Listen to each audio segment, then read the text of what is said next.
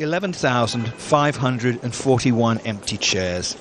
One for each of the men, women and so many children who died during the 44-month-long siege of Sarajevo. On one day alone, more than 3,000 shells struck the city.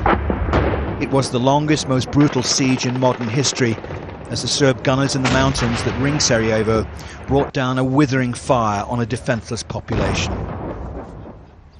Today they'll remember the first victims of this war, 2 young women shot dead by a Serb sniper 20 years ago. Who would have thought then that they'd be just the first of more than 10,000 people to die before the siege was finally lifted? From his balcony, Jovan Divjak looks down on a city he did so much to protect.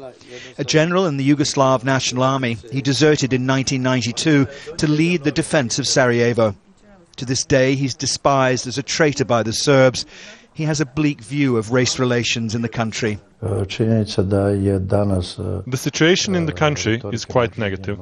The language of hatred is worse now than right after the war, even among the young generation who did not participate in the conflict. Flowers on the bridge where the first victims fell. Memorial services like these are being held across Sarajevo on this very special day. History professor Amir Duranovic has a more optimistic view of the future for Bosnia. As new generations come, that time will prevail and we will look more ahead than in the back. I think the history should be left to historians to deal with that.